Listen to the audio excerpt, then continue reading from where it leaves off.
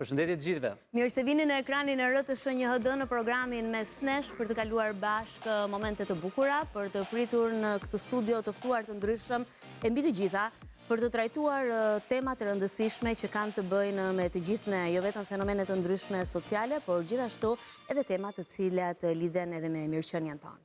Do të ndalemi më njëherë tek tema e parë, sepse duam që me shumë ritëm të kapim kohën, sepse kemi shumë të ftuar, kemi shumë tema, shumë personazhe. Ti mund të bësh edhe një rezume të gjitha temave, pse jo? Po, mund të themi që kemi shumë tema të aktualitetit, personazhe, dhe së pari do të ndalemi pikërisht tek ushqimet ultra të përpunuara, teksa shqetësimi vjen nga ekspert, vjen nga mjek, nga nutricionist, të cilët ngrenë alarmin e problematikave të ndryshme në shëndetin e gjithë secilit. Por, veçanërisht, do të jemi pikërisht me shqetësimin që është ngritur së fundmi, që mund të ndikojë deri në tjetërsimin e mënyrës se si ne mund, për shembull fëmijët, se si mund të kafshojnë, apo dhe se si mund të përtypin ushqimin, sepse ka ushqime të përpunuara dhe ultra të përpunuara, të cilat janë kaq të buta, sa që vjen tek fëmijët me nofulla të pazhvilluara. Me nofulla të deformuara. Që as nuk na i kishte marrë mendja që mund të ishte deri në këtë. Absolutisht, por cilat janë ushqimet e përpunuara, sepse ndoshta hera herës edhe mund të dëgjojmë pyetje të tilla, cilat janë pasojat e këtyre ushqimeve? A thua? Njëra prej. Edhe sa të tjera do të shtohen në listën të cilën do ta zbulojnë gjatë bisedës që do të kemi më pas në studio të ftuarit, të cilët janë ekspert të kësaj fushe, por fillimisht ne do të ndjekim një insert e më pas do të jemi në studio me ta.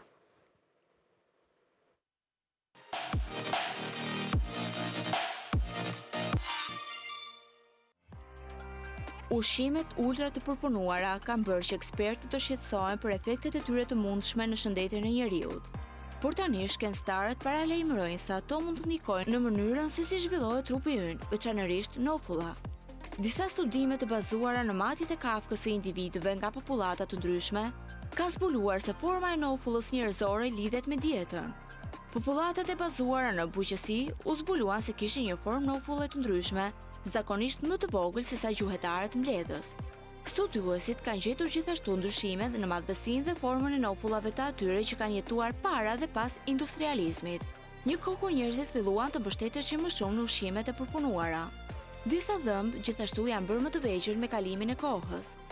Një teori për këtë është se ngrënia e ushqimeve të forta, të tilla si perimet e papërpunuara dhe mishi, kërkon më shumë forcë kafshimi. Kulumtimi i kafshëve ka zbuluar se përtypja më intensive stimulon rritjen e nofullës. Në të kundërt, ushqime shumë të përpunuara shpesh janë shumë të buta dhe disa ekspertë paralajmërojnë se kjo mund të kontribuojë në zhvillimin e nofullave më të vogla të fëmijët. Sipas epidemiologëve, teoria më e fortë aktuale rreth asaj se pse nofullat janë të tkurëra kaq shumë, është se ne ushqejmë fëmijët tanë me ushqime për fëmijë, përpothuajsi gjatë gjithë jetës së tyre. Kështu ata thjesht nuk zhvillojnë muskujt e nofullës ose madhësinë e saj. Nisur nga studimit, vendet perëndimore janë nështruar kësaj vale ushqimesh të buta dhe shumë të përpunuara që janë dieta kryesore e fëmijëve.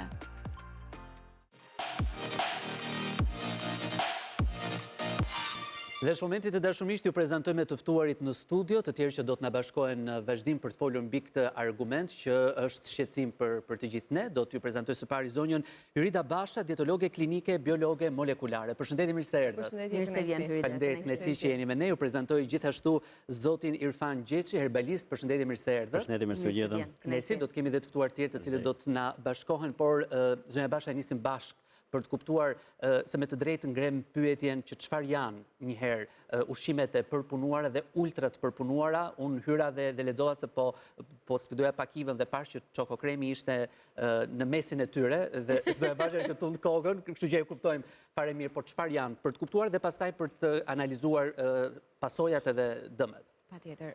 Ushqimi i procesuar, që nga vetë termi nënkupton që nuk është nga toka në pjatë, por ka kaluar një proces i cili mund të jetë fizik, kimik apo industrial. Sigurisht këtu jo gjithmonë duhet të trembemi, se ndonjëherë dhe mënyra agresive që japim informacionin për më shumë like apo situata të tjera, mund ta ketë konfuzuar mendjen e një njeriu dhe lind pyetja po mirë çfarë të ham. Në momentin që flasim për ushqimet të procesuara, të tillë kemi edhe bukën, të tillë kemi dhe frutat e ngrira, të tillë kemi dhe ushqime të cilat për të ruajtur pak më gjatë, sekundër mund të jetë një turshi, është e përpunuar, është e procesuar. Kur vendosim fjalën ultra procesuar, do të thotë që ky ushqim ka kaluar në shumë procese të tjera, të cilat nuk janë më thjesht për të ruajtur jetëgjatësinë e tij, por për të shtuar shijen e tij, për të shtuar aromën e tij, ngjyrën e tij, dhe të gjitha këto bëhen me element kimik. Sigurisht ka një standard kufi i të përmbajturit të tyre në ushqime, por ndodh ndonjëherë që duke u bërë shumë humbet edhe standardi. Praktikisht unë e kam thënë me terma shumë të thjeshtë për ta kuptuar të gjithë. Në qoftë se në paketimin e një ushqimi ti e ke etiketën e nutrientëve e përbërësve, se s'ka më nutrient, më të gjatë se thjesht paketimi, do të thotë që ti jo e ke të ultraprocesuar, por nuk di sa herë. Pra, në qoftë se ky produkt ka kaluar në shumë stade, në shumë procese kimike, në shumë ngjyruesa, në shumë aditive tjera me radhë, aty nuk ka më produkt. Pra sa më gjatë lista, aq më e pashëndetshme dhe aq më e përpunuar, më ultra procesuar. Pra, industria në të i ka futur duart mirë, le të themi. Dhe në këtë rast ne përmendim proshutën, përmendim salçiçet, përmendim sallamra të ndryshëm, që jo gjithmonë janë të përbërë vetëm me mish të pastër e kështu me radhë, por kemi të bëjmë edhe me verën, i cili mund të jetë një produkt që vjen vërtet nga toka, por si është një shprehje, ka ngelur si në histori ishte dikush që kishte një kantinë dhe në fund të jetës i thotë birit, birë po t'jap një sekret, vera bëhet dhe nga rushi. Që do të thotë deri tani nuk ishte pas më verë, thjesht ngjyrues dhe përbërës të tjerë kimik, të cilët e heqin kontekstin e një gotë pije për qejf. Pra një verë e bërë jo mirë, pra, për ta kuptuar. Pastaj që janë çokokremra, kekra të vendosur në paketim, patetina, qibuk, që janë këto termat e tjerë që fëmijët janë edhe... ultra të procesuara. Ato janë shumë të procesuara dhe pa diskutim që ndikojnë katërcipërisht në mënyrën se si individi zhvillon anën e sjelljes behaviorale, por edhe shëndetin e tij. Sigurisht ne kemi cituar shumë herë sëmundje të tilla si ADHD-ja, çrregullime, se s'do të futem në terma që si kam takër, po ADHD, autizëm e tjerë me radhë, një faktor shumë të rëndësishëm kanë edhe ushqyerjen. Keqformime të fetusit, keqformime të kafkës, keqformime të nofullës, keqformime të organeve të ndryshme, sigurisht vjen dhe si pasojë i keq ushqyerjes së nënës, por jo thjesht kur është në shtatzani, por në një profan se kjo pjesë dhe nuk kemi shumë informacion, po me thënë drejtën kur e dëgjuam studimin u befasuam, që mund të kishte ndikim deri tek nofullat, tek formimi i kafkës. Nëse ju kujtohet, unë kam folur shumë për 1000 ditët e para të jetës dhe këtë kam cituar dhe kam thënë që kur kemi probleme me ushqimin, nuk e kemi thjesht tek lindi më i dobët, lindi më i shëndosh, por tek deformime të cilat mund edhe të trashëgohen, sepse genet pësojnë mutacione, pra ndryshim të kodit gjenetik dhe normalisht këto trashëgohen. Kështu që praktikisht kjo nuk është ndonjë çudi e madhe, thjesht është sa mirë që ndodhi që se ne përgjithsisht post na bërtiti diçka nuk ndërgjegjësohemi dhe ky është rasti ku vërtet duhet të ndërgjegjësohemi dhe të kuptojmë që okay, fëmia do të ndohet, edhe ne si të rritur ndonjëherë kur i kemi në shtëpi na shkon mendja ta lyjmë një biskot me çik çokokrem, por nuk është problemi se ti hëngre një herë një biskot me një çik çokokrem. Problemi është që ti e ke pjesë të rutinës tënde. Dhe jo vetëm çokokremin, por ju përmendet edhe shumë elementë të tjerë të cilët ne i kemi pjesë të salçiçet, nuk ke pjesë edhe e përditshme e dietës dhe ushqimit, po, që janë pjesë rutinore e ushqimit me vete, se kam dëgjuar të ja jap me vete, por çfarë jep një tost me ketçap? Tash po lëre tabletë dyqani. Nuk ka ndonjë diferencë të madhe, po. Qartë. Ndërkohë do të ftojmë në bisedë na është bashkuar në këtë moment edhe stomatologja Ida Elbasani, gjithashtu Mikesh Jona, kolege, edhe pranë RTS-s ju të gjithë e keni parë edhe në moderim atë. Përshëndetje, mirë se vjen, kënaqësi që jeni. Ju faleminderit për ftesën, gjithmonë kënaqësi. Kënaqësi edhe për ne shumë. Meqense po vjen të hysh direkt në temë dhe ishte shumë mirë për të qetësuar apo edhe për të sensibilizuar në një farë mënyrë të gjithë ata që na dëgjojnë në lidhje me përdorimin e ushqimeve ultra të përpunuara dhe ndikimin që ato kanë. Një studim sapo tregoi që kanë një ndikim në mënyrën se si ndryshon nofulla apo në deformimet të saj. Janë deformimet të cilat vinë, si kundër edhe Hyrida e shpjegoi pak më parë, ndoshta të trashëguara nga nëna tek fëmia, apo është një proces i shkurtër që në një kohë të shkurtër mund të ndodhin këto lloj deformimesh? Shkoj, dhe mënyrat ushqyerit në atë që quhet faktor të rrisjeve të përbashkëta, përcaktuar nga Organizata Botërore e Shëndetësisë. Dhe pa diskutim ne jemi çfarë ham. Për ndaluar, për të mos u zgjatur shumë në gjithë kompleksin e ndikimit që ka ushqimi në jetën e gjithë secilit prej nesh, për ndaluar pak tek fëmijët. Pa diskutim ne kemi parë një incidencë të shtuar, do thotë numër rastesh të reja të shtuara me fëmijë të cilët kanë raporte jo të mira të kafshimit. Pra ortodoncia ose shkenca e drejtimit të nofullave apo që rregullon raportet e kafshimit, sot ka më shumë punë se kurrë. Dhe fëmijët i shohim sot me probleme të kafshimit dhe pa diskutim një përveç trashëgimis, që mund të ketë trashëguar, po themi keqërshtimi nga prindrit, dhe ky është një element tjetër, por ushqyerja ka të bëjë shumë. Duke nisur që nga ushqyerja me gjë e tjëmës, që gjithmonë më shumë nënat do të duhet të ndërgjegjësohen që ushqyerja me gjë është bazike, është thelbësore. Kjo për gjithë raportet që ndërton fëmia me botën e jashtme dhe mbi gjitha për atë që ka nevojë nga mamaja vet, dhe pastaj vim tek llojet e ushqimit që do të përdori. Muskujt mbajnë skeletin. Në qoftë se muskujt nuk zhvillohen dhe nuk janë në vendin që ju takon, skeleti ju përgjigjet këtij aktiviteti. Pra muskujt për typje e jo të zhvilluar, do të thotë nofulla të pazhvilluara mirë. Dhe në këtë ide mund të mos dalin, mos lëri vend për daljen e dhëmbëve të përhershëm. Nuk është problemi tek dhëmbët e qumshtit, tek denticioni i qumshtit. Është problemi tek dhëmbët e përhershëm. Duke mos u zhvilluar nofulla, nuk krijon hapësirën për dalë dhëmbët e reja. Patjetër që do të ketë ose dhëmbë të retinuar që i themi ne të mbajtura brenda në nofull ku s'kan vend të dalin, ose që dalin gabimisht, dalin në qelz, dalin brenda gojës, dalin para mbrapa njëri tjetrit e me radhë. Një element tjetër i cili është vënë re në gjithë 20 vjeçarin apo 30 vjeçarin e fundit, është edhe mungesa e dhëmbëve në formim. Ky pastaj konsiderohet si element evolutiv. Tetat pa zhvilluara mirë dhe mballat e qumshtit, ose që nuk dalin fare, kanë qenë gjithmonë problematike tetat. Ne në fakultet kemi 2 kapituj që i dedikohen tetave, asnjë dhëmbi tjetër ka shumë. Lateral që mungojnë, ansorët, dhëmbët ansorë që mungojnë, dhe ose e para dhëmballët. Ne duhet kuptojmë që dhëmbët, si dhe çdo organ tjetër i trupit, se janë organ ioni, ka një funksion të dedikuar. Në rast se nuk përdoren për funksionin të cilin ata kanë, detyrimisht do dalin jashtë funksionit. Për të rikthyer fëmijërisë në parandalimin atë ndërgjegjësim që nënat e reja do duhet kenë, për të parandaluar më vonë problematika se takon raporteve të kafshimit, që nuk janë thjesht probleme këtu, por ndikojnë dhe në gjithë posturën, pra ndikojnë në gjithë shëndetin e fëmijës. Shumë fëmijë cilët kanë probleme me kafshimin, kanë probleme edhe me posturën e tyre. Ju transmetohet në probleme me shtyllën kurrizore, me këmbët, sepse i gjithë trupi është një sistem. Pra nuk e trajtoj në më vete, do të trajtojmë të gjithën në kompleks. Pra kokën nuk e kemi më vete, koka është pjesë e trupit, pa diskutim që ndikon në të gjithën. Ushqimet e forta. Mos u mjaftoni me ato paluzet që bëhen në shtëpi. Jepini korën e bukës fëmijës ta kafshoj. Nuk ka për ta mbytur. Patjetër do ta zbusi, pastaj do e kaloj poshtë. Fëmia lind me instiktet e mbijetesës. Natyrisht u përjashtohen lodrat e vogla që mund t'i gëlltisi me padashje. Jepi karrotën në dorë. Jepi kastravecin e ftohtë në vend të atyre kauçukrave që i fusin në aku. Dhe le ta kaloj, dhe ushqimin e një, dhe shijen e një, po ndërkohë ka zhvilluar dhe muskujt e përtypjes. Mos t'i bien për shkurt, me ushqimet e përpunuara, me kavanozat që i blejmë të gatshme. Edhe ato do t'i përdorin. Nuk po themi absolutisht mos i marri. Por përveç faktit që janë konservuar edhe kanë humbur një pjesë të madhe të vlerave ushqyese, pavarësisht se shkruajnë aty në këto multivitaminat, kjo gjëja e shtuar etj, nuk ka si ushqimi në shtëpi. Eda, a është edhe mungesa e konsumimit tek fëmijët e frutave të gjalla, apo një perinë në dorë? Patjetër, molla, po prandaj tash karrotën jepja, kastravecin jepja, mollën pritë dhe jepja. Kam vënë re që brezi i ri sot të gjithë fëmijët, pothuajse kanë të vendosur një aparat në dhëmbë. Ato tash numri i rasteve të reja është i shtuar ndjeshëm. Absolutisht po. Ju thash, në qoftë se muskujt nuk veprojnë, koska s'ka arsye të rritet. Sepse kuptohet gjëja shkon normale, shkon në sinergji.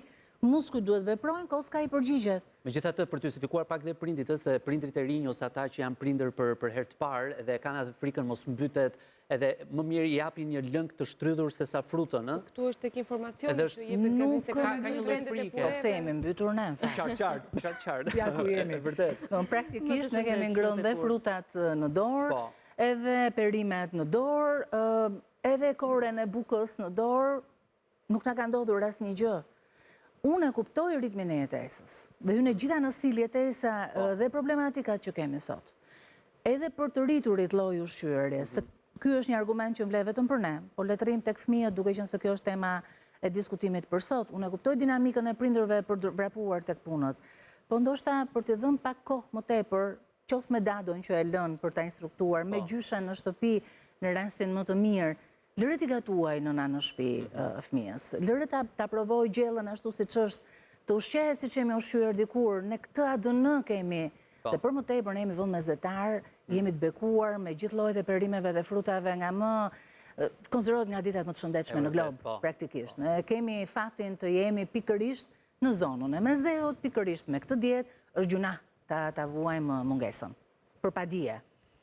Ndërkohë, zoti Gjeçi, kur flasim për ushqimet përpunuara dhe ultrat përpunuara, ju si herbalist, cili është qëndrimi, cili është qasja juaj? Qëndrimi im është i thjeshtë, ne duhet të shohim pak vitet para 90-s, kur nënat kishin një konsultore, kur ato konsultoheshin dhe filloshin që nga ushqimet që duhet të përdorshin, njëkohësisht deri ke vitaminat, por njëkohësisht edhe pas lindjes së fëmijës dhe duhet normal që fëmija të mësohet të japësh edhe gjëra të forta të konsumoj, për arsye se nënat duke qenë se kanë arritur që të japin ushqime gjithmonë, jo lëngje, kemi edhe raste kur shohim fëmijë shumë të rritur që mund të jetë 10 vjeç fëmia dhe do çdo gjë vetëm lëng. Pra kjo është një përgjegjësi e prindërve, njëkohësisht edhe neglizhencë e konsultave të vazhdueshme për të shërbyer fëmijës, por duhet të pasur parasysh edhe ushqimet me të cilët duhen përdorur, siç është për shembull djathi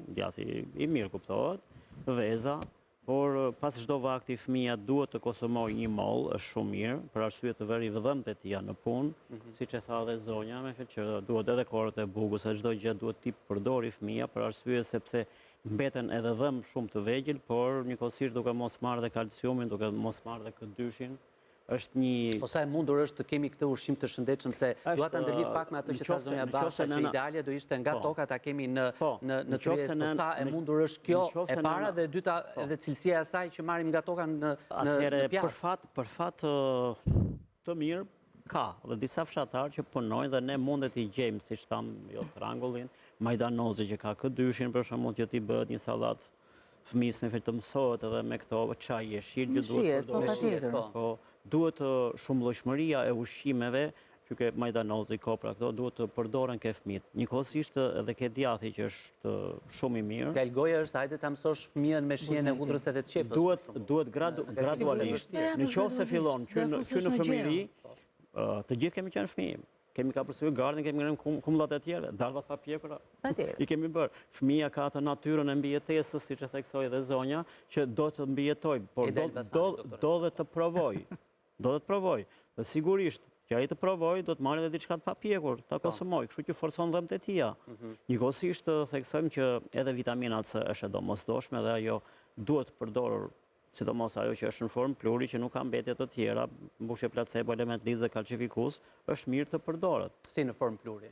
Në formë pluri jepet me ujë, ose jepet me lëngun e karrotës, me këto lëngjet, me limonin, të gjitha këto mund të t'i afrohen fëmijës. Por kryesisht do të jetë baza ushqimi i përgatitur në shtëpi vetë dhe nëse do të themi tani që ato po han lloj-lloj ushqimesh dhe këto patatinat e ndryshme që jepen fëmijës, disa ato çokokremat që i përmendëm. Është një sfidë e madhe për lëngjet me gaz, jo Coca-Cola, jo Pepsi, njëkohësisht dhe chipsat, patatet që gjithmonë fëmijët kërkojnë janë drejt një ushqimi, drejt patatave të skuqur dhe të chipsave. Dhe ushqimet që janë edhe më të shijshme, sepse po kuptojmë që të gjitha ato ushqimet të cilat që kanë ultra të përpunuara, janë ushqimet që të gjithë ne na pëlqejnë që... Po jo, është normal. Investimi i industrisë është gacmimi ke shijet. Pra, ata janë gjithmonë, industria ka një përparësi, një avancim drejt gjithçka që ndodh rreth nesh, që të prodhojnë shije sa më të mira, që të ne të turpohemi të shkojmë drejt atyre. Por nuk do të harrojmë aktivitetin fizik, nuk do të harrojmë diellin. Kemi betonizuar të gjithë, për shembull Tirana dhe çdo qytet tjetër, ku janë këndet e lojnave, ku do dalin fëmijët të aktivizojnë me fel muskujt, që të zhvillohet kocka. Ju përmendët baçet, ne jemi kalamaj që jemi rritur në baçe shtëpish. Në shtëpi që ka pas baçe, apo që lozin për jashtë. Sot vërtet është, vërtet fakti që fëmijët nuk kanë ku të nxjerrin. Por le të përpiqemi të bëjmë maksimumin në kushtet që jemi, sepse është praktikisht një realitet që nuk e kontrollojmë dot. Edhe zhvillimin urban të qyteteve, dhe jo gjithë jetojnë dot në periferi për të pasur baçet apo hapësirat për jashtë. Por prindrit, në momentin që bëhen prindër, aty fillon përgjegjësia. Investimi. Ida, nisi pak më parë të thuash diçka në lidhje me sheqerin, me ushqimet ultra të përpunuara dhe përmbajtjen e sheqerit që ata kanë. Po, normal. Aty është Gracka vërtet, sepse jo vetëm që nuk të ngopin, pra krijon idenë, po ato nuk të ngopin dhe ti kërkon vazhdimisht. Dhe janë bërë studime, madje ka patur dhe procese gjyqësore karshi firmave të mëdha të fast foodave. Sa i takon mënyrës që ata kanë gjetur për të tërhequr klientelën. Dhe është një nga arsyet e obezitetit në vendet në zhvillim. Nuk po ndajmë asnjë vend më vete. Por këto janë fakte sepse janë bërë studime të mirëfillta shkencore që varësia karshi kësaj lloji ushqyerje ka shkaktuar edhe dëmtimet në organizëm. Kur thash faktor të rrisjeve të përbashkëta, të cilësuara si të tilla nga Organizata Botërore e Shëndetësisë, pa diskutim hyn ushqimi, aktiviteti fizik, stresi, dhe kjo vlen për të gjitha grup moshat. Fëmijët sot i kemi shumë inteligjencë, dikur madje janë më të rritur se sa do duhet ishin për moshën që kanë, për shkak se sasisë informacione që marrin, që nuk ju duhet, praktikisht ju deformon edhe aspektin kognitiv, domethënë të njohjes, po edhe të përpunimit informacionet. Të gjithë këto elementet bëhen shkaktar për një sër patologjish pastaj, jo vetëm për një element vetëm. Pra është i gjithë organizmi i prekur, duke filluar nga sistemi nervor qendror, duke vjuar më pas në gjithë metabolizmin e organizmit. Kjo homeostaza, ose që njihet, për ta thënë me gjuhë të kuptueshme, ekuilibri dinamik i organizmit, e humbet funksionin, del nga kontrolli. Dhe kur themi stresi që na është bërë si fjali e ditës, në fakt ky stresi, kjo ngarkesa që ne dashje pa dashje i japim vetes, është e pamundur ta evitojmë, sado mençurisht të duam të menaxhojmë situatat e ditës, nuk i lejon trurit të bëjë mekanizmin e vet rregullator. Truri është organe që ne e përdorim pak në bazë të shifrave të dhëna, e njohim shumë herë më pak se ç'e përdorim. Por po ta lëm të qetë, trupi i njeriu është një mrekulli. Unë nuk them studentëve të mi, keni kuptuar qelizën, keni kuptuar universin. Dhe në mekanizmat në cilat operon i gjithë trupi i njeriu, si dhe organizmat dhe mikroorganizmat e tjerë që ekzistojnë paralelisht në simbiozë ose jo me neve, janë një mrekulli e Zotit. Më thënë, po nëse ne prishim këtë ekuilibër, detyrimisht do paguajmë pasojat. Pasojat të cilat janë të rënda, pasojat të cilat... Pa diskutim që janë të rënda dhe duhet shumë më tepër për të kthyer në normalitet. U fol për autizmin apo për devijimet e sjelljes. Akoma sot nuk është gjetur një mekanizëm, apo edhe patologjitë të tjera të degenerative që janë shtuar, apo sëmundjet autoimune, të cilat janë shtuar në numër, pa diskutim që kanë në bazë të tyre llojin e ushqimit që marrim. Ushqimet gjenetikisht modifikuara, patjetër dhe jam krejt dakord me çfarë u tha, që kanë ndikuar në dhënën e njeriut. Periudha e industrializimit të popullsisë dhe të një gjenerate, se duhet konsideruar që 100 vjeçarin, pothuajse 150 vjeçarin e fundit kanë ndikuar njerëzimin, po patjetër, na kanë larguar nga natyra. Keni parasysh filmin Avatar? Filmi Avatar është një thirrje, përveç realizimit magjik që ka gjithë filmi, është një thirrje për njerëzimin për të rilidhur me natyrën. Pra ne jemi pjesë e saj. Ne nuk do duhet ta humbasim praktikisht të lidhjen. Hyrida, në këtë rast, jemi ne që nuk kemi informacionin, apo janë prindrit që nuk kemi informacionin e nevojshëm për të kuptuar mbi ushqimet ultra të përpunuara që ne konsumojmë, apo është, le të themi, një mënyrë që na diktohet nga përditshmëria, nga tregu, nga ato çfarë në markete tregtohen që ti je i detyruar ti blesh, ti bësh pjesë të përditshmërisë, i detyruar për të jetuar, sepse ti mund të shkosh edhe ta blesh edhe tek ai fshatari qumshtin që të vjen poshtë shtëpisë, po prapë ti nuk ke siguri se sa një prinde ka më letë, ndoshta t'japi bukë me sallam fëmijës që është më e lirë se sa me avokado që kushton. Pra, është dhe pjesa ekonomike. Ndalemi edhe këtu te kostot. Më pëlqen shumë pyetja, por së pari dua të theksoj edhe diçka, sepse kur ne flasim për keq ushqyerje, japim mesazhin sikur keq ushqyerje është vetëm kur ti ha sallam apo kur ha. Keq ushqyerje ne nënkuptojmë mungesën e nutrientëve të domosdoshëm. Pra, keq ushqyerje është edhe kur ti ha sallat me avokado, por mëngjesin dhe darkën dhe snekët nuk i ha. Keq ushqyerje është dhe kur ti ha një mëngjes super të bollshëm dhe të bukur për Instagram, po gjithë pjesën tjetër ditës e neglizhon.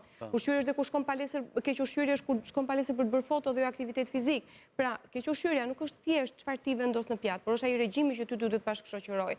Unë vi nga një brez ku ushqimet e procesuara dhe ultraprocesuara nuk ekzistonin, po ja që unë kam një nofull të pashëndetshëm, pra një sistem dentar jo të rregull. Kjo nga vjen nga mosmarrja e nutrientëve të duhur. Pra, as mami im, as unë nuk kemi ngrënë ushqimet procesuara, por mungesa e nutrientëve të duhur që formojnë skeletin tonë, që formojnë sistemin tonë dentar, ka ndikuar në një nofull jo të rregull. Kështu që kur flasim për keq ushqyerje duhet ta zgjerojmë pak më shumë, sepse është pikërisht mënyra se si ne flasim për gjërat, kur them ne po marr barrën si profesioniste, është mënyra se si ne flasim që i lëm të kuptoj apo nën kuptoj gabim ai ti që na dëgjon një informacion caktuar. Dhe po, janë të dyja. Është edhe fakti që ne nuk japim informacionin e duhur, por japim informacionin për bërë keq shikuesat, dhe kjo është një absurd shumë i madh, se unë e dëgjoj dhe nga njerëz që konsiderohen profesionistë dhe sa herë që flas për këtë realisht flas me revolt, sepse nuk mundesh ti si profesionist ti atashohesh këto janë ushqimet më të mira për, këto janë ushqimet më të këqija për. Jo, ekziston një regjim, ekziston një listë e tërë ushqimesh që ti duhet i kesh pjesë të regjimit tënditor për të konsideruar i shëndetshëm, dhe jam shumë dakord me doktoreshën që dieta mesdhetare, pse duhet bëjmë ne këtë e atë e këtë e shumë dieta të tjera të cilat duhen të vinë të autorizuara nga mjeku dhe ti nuk ka asnjë lloj tagri ti punosh nëse nuk e ke autorizimin. Dhe patjetër ti shkon në market, ishullin e marketit e ke me ushqime nga më të padomosdoshmet për trupin e njeriut. Dhe patjetër ti kush del nga puna shkon e merr, dhe një ndër rregullat magjik është mos shkoj uritur, sepse bie pre se ushqimi nuk është thjesht mbush stomakun. Ushqimi është dhe emocion, është dhe ndjesi, është dhe kujtim, është dhe formim, është gjithçka. Po jo gjithë kemi mundësinë për të qenë të formuar mjaftueshëm me informacionin e duhur për të marrë ato që duhet. Kështu që praktikisht nuk kushton më shumë një avokado, sepse dalimi pak te kjo pjesa e kostos, sepse është e rëndësishme. Skepse merr avokadon ti kur mesdheu ka vaj ulliri dhe ullim plot, dhe unë gjithmonë e kam konsideruar këtë të fundit si avokadoja e mesdheut. Pra praktikisht dhe kur the me një avokado, unë nuk po di se mami mi bën pazaret edhe nuk dua të dal këtu sikur, po realisht ti nuk do hash një avokado të tërë.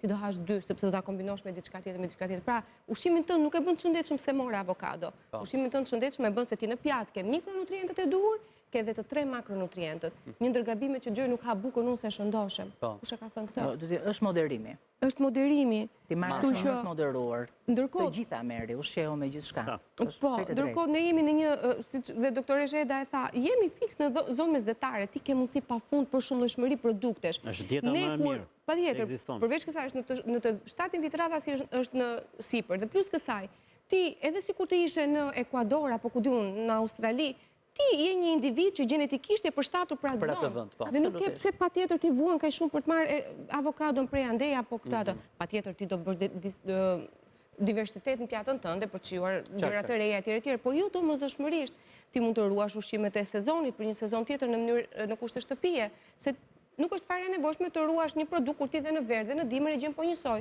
por cilësinë ti nuk e gjen njësoj. Dhe nëse ka një mesazh që unë nuk ndalem së thëni është fokusohu te produktet stinore dhe produktet vendase, sepse një produkt stine e ka shumë të lartë nivelin e antioksidantëve, që ajo bima të rritet në stinën e verës, sepse ashtu është projektuar për të rritur, ajo konfliktohet me shumë faktor, me temperatura, me mungesën e shirave pasere, me insekte, me të tjera, dhe çfarë bën ajo? Do duhet të mbijetoj. Dhe kush janë instiktet e mbijetesës?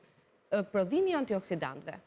Por një domate atje në serë nuk ka nevojë të luftoj kaq shumë, sikur ne, kur nuk kemi sëmurë, nuk kemi pse i ngrem leukocitet aq. Kur jemi të sëmurë, ne do luftojmë që të mbijetojmë. Ndaj, marrja e ushqimeve stinore, se mbase zgjata më falni, marrja e ushqimeve stinore është shumë më e rëndësishme. Dhe nëse ne i vendosim në frigorifer, ja do të na humbasi pak vitaminë C. Do doja të ndalesh pak këtu, sepse nuk e di a hyn apo jo produktet të cilat janë në ngrirje dhe që ne i marrim ndoshta jashtë stinës, po them tani ku e di unë boronicat, po them spinaqin e ngrirë, hyn tek të përpunuarat, të super përpunuarat, çfarë? Po, unë e thashë parantezova, konsiderohet i përpunuar.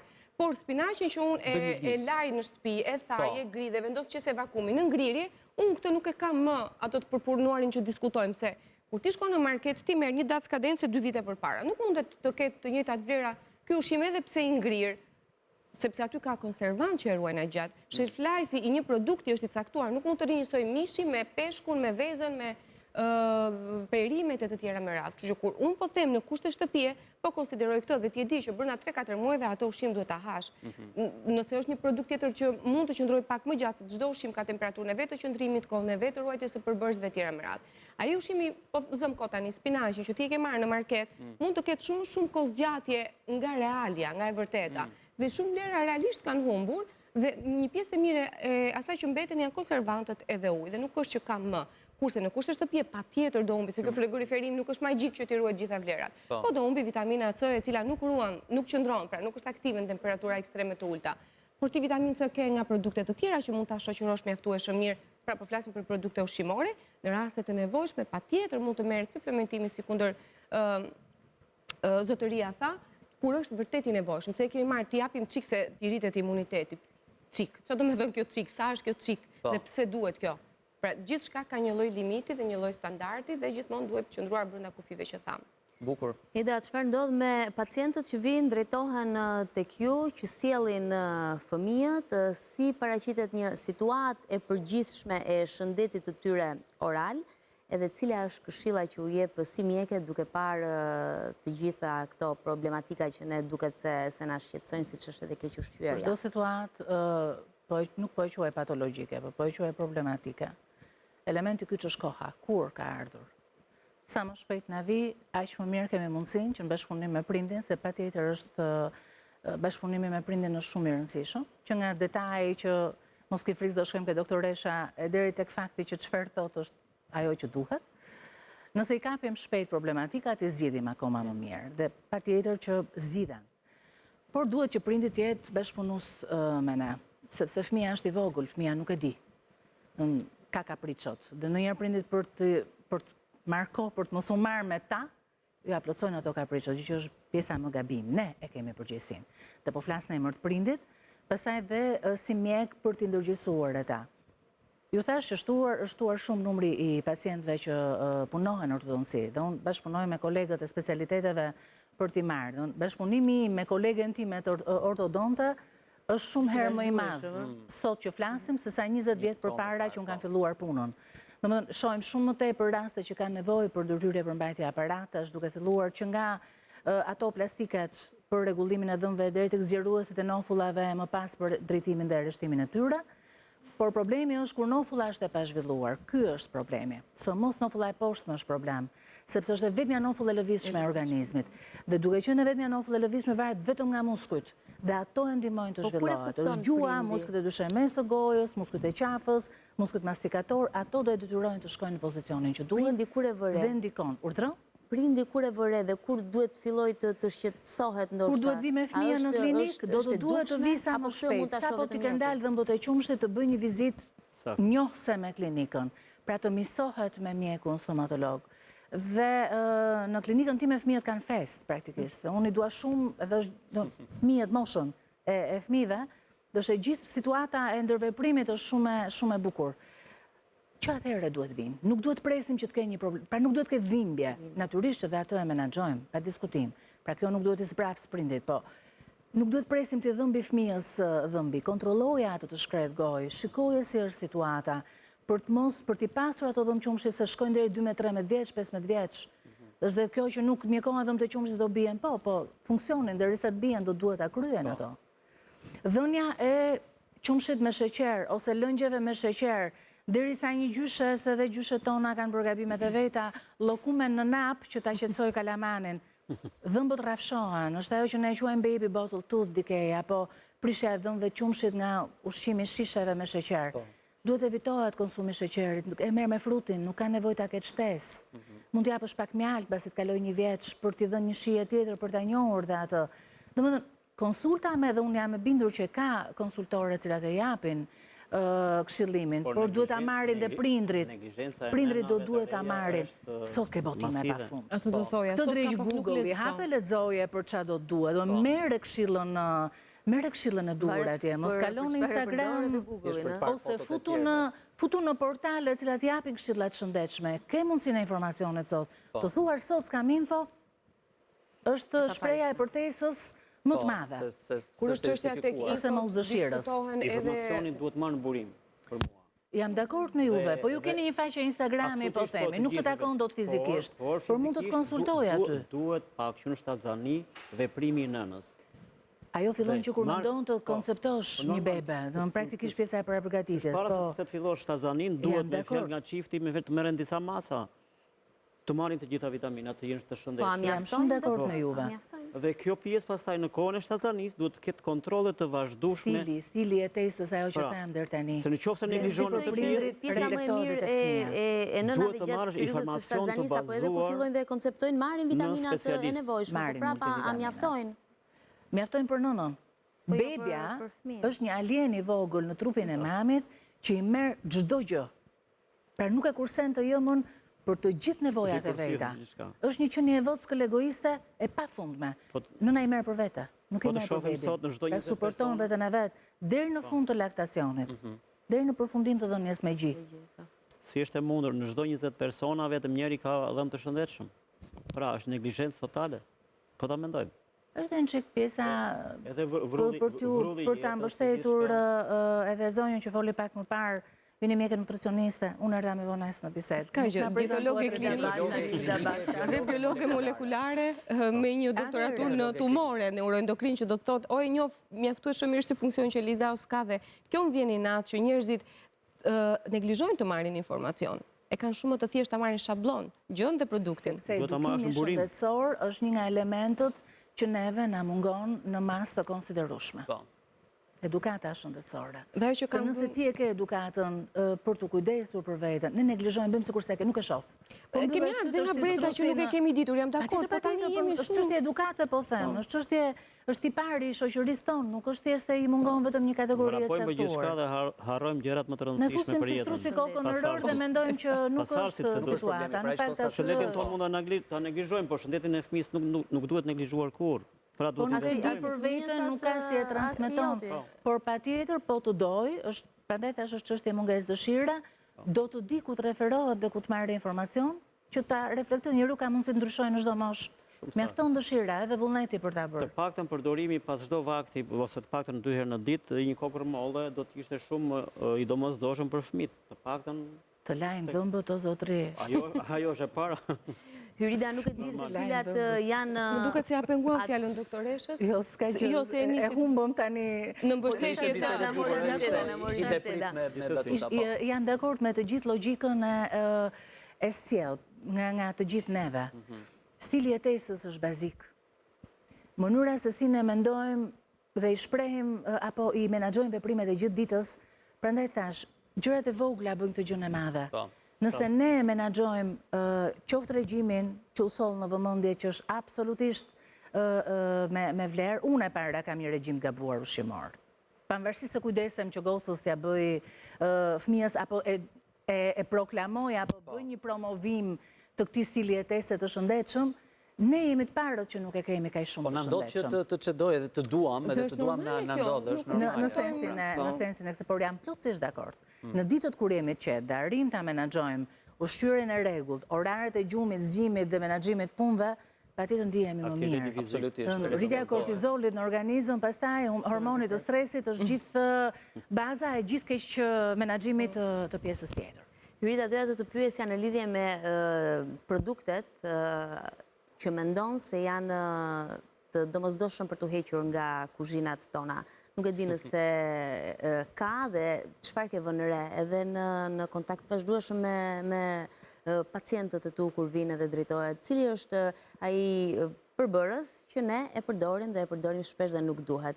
Mua më shkon ndërmend në fakt koncentratet e vogla që hera herës u hedhim supës. Gjellës. Por ndërkohë që këto koncentrate, nëse po e përdorim këtë term se fjala koncentrate sepse ne po gatuajmë supë dhe jemi shumë mirë besoj deri në fazën që po bëjmë diçka. Vetëm një ditë në muaj kohë për ta përgatitur vet. Një ditë në muaj kohë.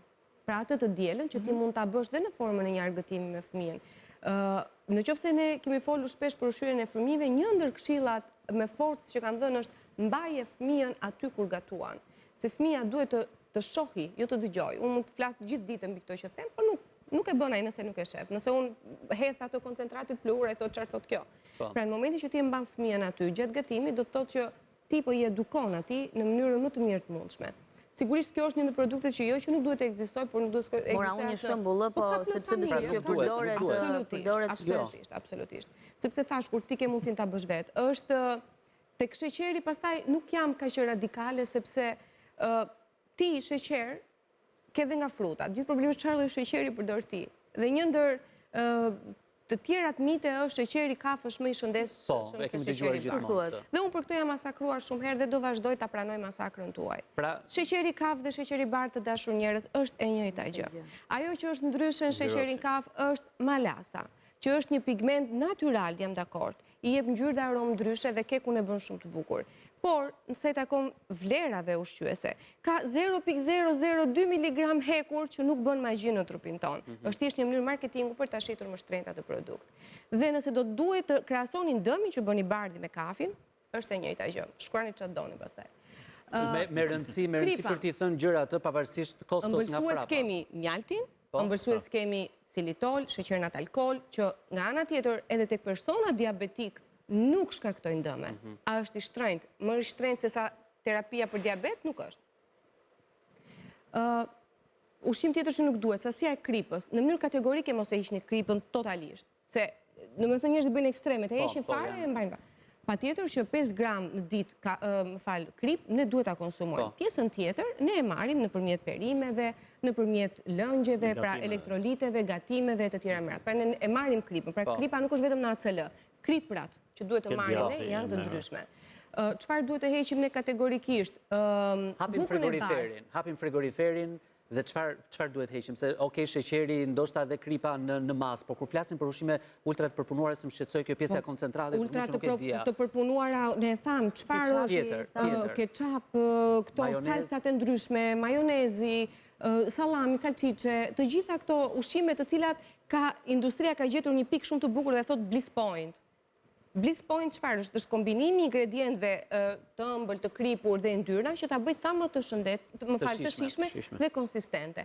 Dhe pastaj marketingu që është shumë herë më i madh për një hamburger sesa për një makaronat, pastat, quhen të përpunuara? Jo, quhen të përpunuara, por duhen konsumuar, ama integrale ose me prejardhje bimore, si kundër mund të jenë prej thjerëzave, prej bishtajave në tërësi. Kështu që orizi kaf, patjetër mund të konsumohet, basmati, ai ziu ndoshta pak më i jo shumë i lehtë për të digjestuar, por gjithsesi është okay. Orizi i bardh jo. Përdorimi i dritrave duhet të jetë patjetër, por gjithmonë cilësia e tyre. Pastaj çfarë duhet heqim? Ushqime të cilat janë perime dhe fruta, por që vijnë nga fundi i dynjas dhe që rinë nuk e di me sa shekuj nëpër frigorifer apo s'po pyes për lëngjet e fruta. Jo, ato unë si kategorizoj fare, madje edhe kur i bëj pacientëve pyetjen i them ushqime që ti nuk preferon. Po jo atë listën që unë se quaj, se nuk konsideroj. Sikur edhe, që mos t'jemi tani bëjmë më shenjtor se papa, sikur edhe nuk ndodh gjë nëse ti një herë prishe këtë rutinën. Absolutisht jo. Gjithë problemi është çfarë rutine ke ti në 90% të javës. E qartë. Dhe kjo është shumë e rëndësishme. Një produkt që e keni hequr, zoti Gjeçi, për ta mbyllur, një produkt që e keni hequr nga frigoriferi, nga dieta i përpunuar, i ultra përpunuar. Të paktën në fellë të gjitha llojet e produkteve që janë lëngjet e marketeve, unë i kam eliminuar. Por unë do të theksosha edhe një diçka tjetër për ato nëna që kanë fëmijë të vegjël. Le të gjejnë qumësht të vërtet dhe djathin për fëmijët e tyre le ta bëjnë vetë. Ida, çfarë kanë urgjente për të kuptuar, për të mësuar, një mesazh për prindrit? Prindrit kanë informacion. Dhe sa më naturalisht të rrisin fëmijët, aq më mirë është. Pastaj kur ka probleme, ne aty jemi. Është ironike ta mendosh në fakt, sepse jetojmë në kohën e teknologjisë, të digitalizimit, ku informacioni rrjedh nga të gjitha anët, edhe me sa duket ne prapë çdojmë ta marrim atë të saktë. Çfarë informacioni kërkojmë është ideja, cilin informacion kërkojmë. Ju falenderojmë shumë që Faleminderit, ndërkohë shkojmë në publicitet. Rikthehemi pas pak.